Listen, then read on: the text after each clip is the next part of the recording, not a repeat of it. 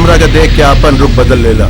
जे हमरा से टकराई वो मुंह भर माटी खाई। आज तो फैसला होइए के रही, या तो हम ना रहब या तो तू ना रह।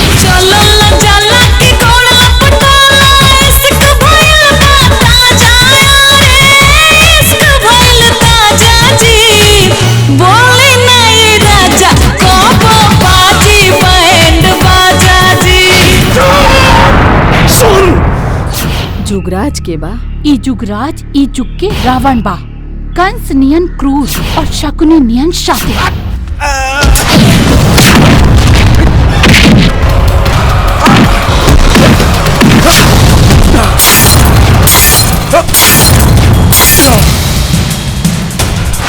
विष्णु और देवा के बीच जौन दुश्मनी के आग हो वो भी त जरत रहे के। सुना गजरल जवानी अपन झाड़ दे बुका, अखिया से गोली रानी मार दे बुका।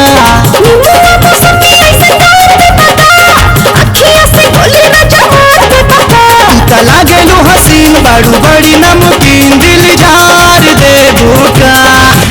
और हमारे को बात कान खुलकर सुन, तोहनी के कोनो शिकायत आई नहीं, गिरफ्तार ना करब, सीधा इनकाउंटर कर दे। तुम्हारी कानून का रिमोट राजनीति के सेल से चलेगा।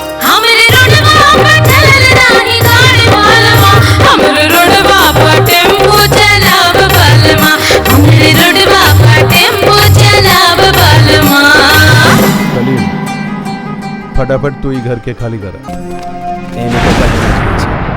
मर जाइए जीव तो घंटा खाइए घी हैं? हम ना खाएंगे घी। ओम शांति।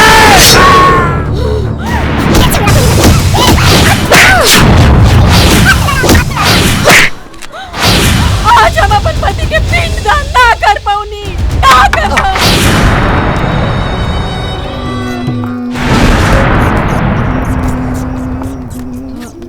प्यारे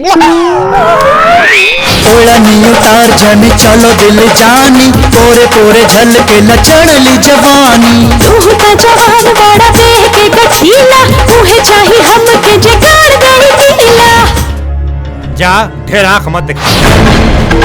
हमरा के धमकावे आइल बड़ा। हम धमकी ना, सिर्फ अपन बात कहे आयल बा।